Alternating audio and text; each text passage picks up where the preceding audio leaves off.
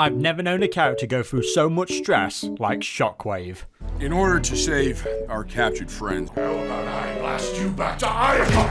Oh, she punched me in my eye! Everyone shut up! If it's not being able to get B-127 to shut up... Why is he gagged? He wouldn't stop talking. Even when he was unconscious? Especially when he was unconscious.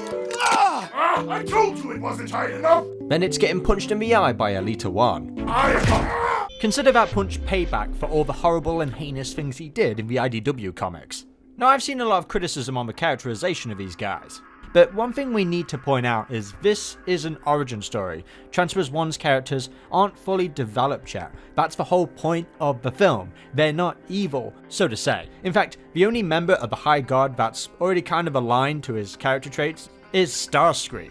Now, at first I would agree with you, but I was upset that these characters didn't get enough screen time. But it's not really the screen time that matters because, well, we had a much bigger story to tell with our 4 main characters. And despite the small screen time, they still serve a purpose. In fact, they serve a much bigger purpose to obviously D16's character arc. Because when we meet these guys, they are directionless. The High Guard, they're basically in a broken ship, cowering. They're afraid of Sentinel Prime. They've been resulted into lurking through the shadows, getting all the energon sneakily as best they can, and then these 4 bots come along and they are desperate to find out information that can help stop Sentinel Prime. Because these guys have been out here for a long time. Like, as they say in the film, they were once the High Guard, prestigious warriors of Cybertron who fought alongside the Primes, and then they witnessed Sentinel Prime's betrayal, and obviously Sentinel either couldn't trust them or either couldn't convince them to join his side, so he casted them out and drove them out of Iacon. And I think this is why Starscream is the way he is when we meet him in the film. He was humiliated, he was probably treated like royalty, and then suddenly it all comes crumbling down, and now he's hiding in the shadows, and for so long as well. These guys have been out here for a very, very long time. As Sentinel mentions, they've been looking for them. And being casted out for that long of a period, they had to obviously play games, they had to entertain themselves somehow, so that's why, the strength of one but over the other. There's probably been a lot of fighting, probably fighting over energon, or just for pure fun.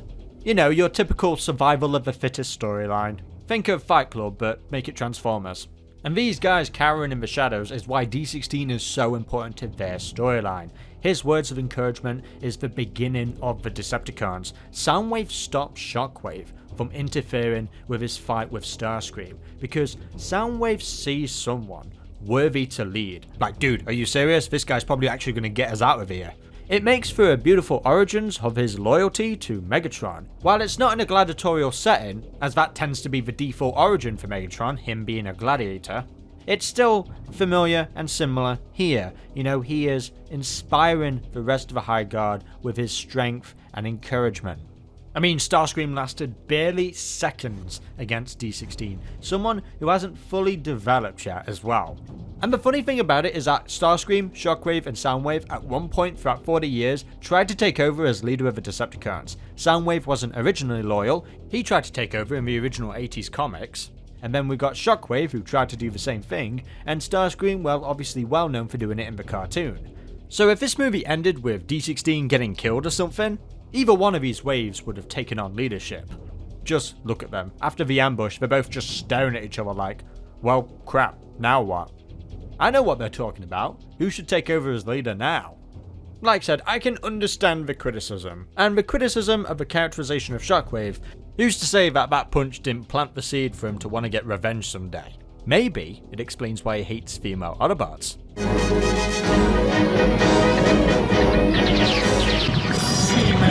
Dude's gonna be thinking about that one for a long time. Every time we've met Shockwave in a new incarnation, he's never changed.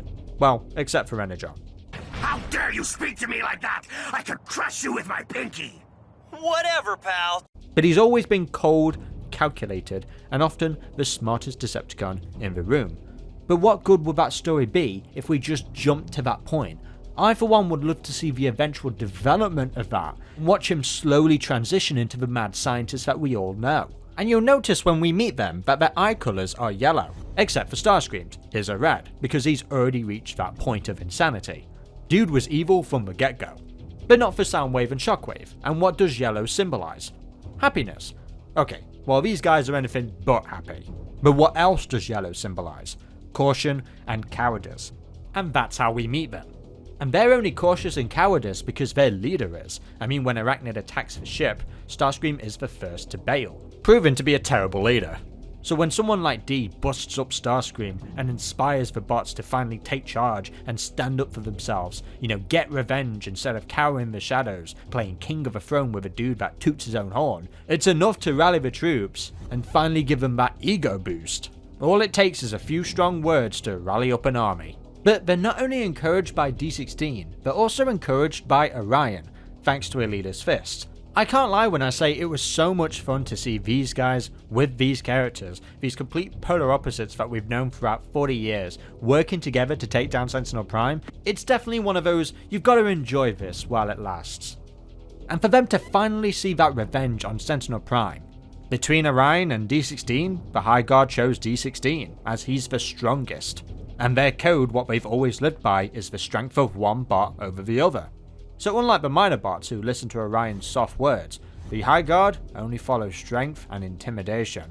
And at the end of the film they embrace and show their true dark colours and transition from yellow eyes to the beautiful red, beautifully symbolising their change as the evil Decepticons. Well, not exactly evil. They have bad intentions, but they think they're doing it for the greater good. They think they're the righteous ones.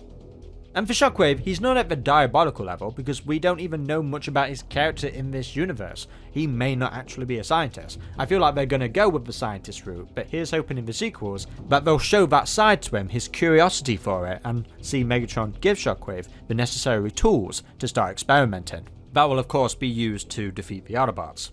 And you can come back to this video in a few years' time and go, well, they did give us that cold, calculated Decepticon.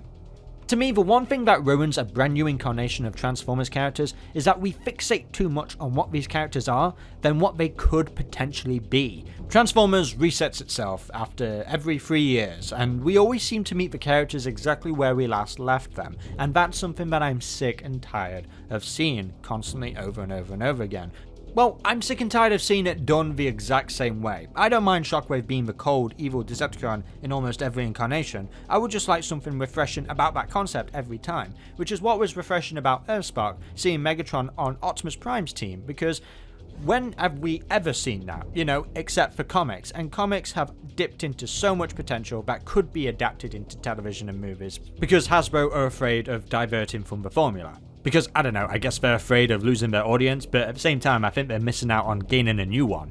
I mean, we've seen Megatron and Optimus team up before, but it's always been in glimpses. They team up and then they're back to fighting each other again. That's why I really like Transformers Armada so much, because they decided to explore that conflict towards the end of the series. And when Transformers Prime did it, it was just cut off short. Megatron felt the true meaning of oppression by Unicron's hand, and he just decided to fly off, which is, sure, cool for that character, but considering they didn't do anything with him in RID, this feels really anticlimactic. And now we have a movie where they were best friends, and that was just so cool to see. Of course we know it's not going to last, which is what I said earlier, this is something that we've got to enjoy while it lasts. And that's why I'm trying to enjoy Earthspark as much as I can while it lasts, because the next Transformers incarnation, these guys are inevitable to start fighting each other again. Which is fine, I'm not trying to say that's a bad thing. I don't want Megatron to be a good guy for the next 40 years. No, that's not what I'm trying to say. What I'm trying to say is that every so often, I would just like something refreshing and just stray away just a little bit from the formula. Which is why I'm happy with Transformers 1, because we get to see that standard formula now be adapted in a brand new, refreshing way. Now they have planted the seeds to make this war just a lot more interesting, instead of just taking us straight into that war. Which is usually how most Transformers series start. Now, bringing this all back to Shockwave, it's alright to have a character just stray off just a little bit. It's now going to be satisfying to see Shockwave become the character that we've known for 40 years, because we get to see that develop in the sequels. Well, fingers crossed. I know Hasbro have said they are no longer going to be financing the movies.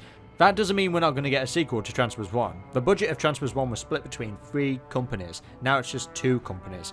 Paramount is certainly not a goldmine here with the sequel potential for this, because the critical reception has been full of praise. All they have to do is just learn from the bad marketing with the trailers for Transformers 1, and I think the sequel would be bigger and better. In the trailers, show us what the film is. Don't be afraid. Don't make it kid friendly, because this film, yes, it has kid elements, but it's definitely for mature audiences as well, and that was one of the main things that people were surprised by. I mean, a lot of people didn't even know that there was a Transformers film out. But yeah, there we have it guys, that's another Transformers 1 essay video for you. I've got so much more coming, so be sure to like, comment, and subscribe, and click that notification bell to get all updates instantly. Now the Game Awards are tomorrow, and there's a 50% chance we'll get something from Reactivate. Don't hold your breath though. I mean, we was promised by Splash Damage that we'd get updates this year, and we haven't had anything. So the Game Awards is really our last bet. So if we get something, I'll upload a video, but until then, I'm Comodin Cam, and goodbye.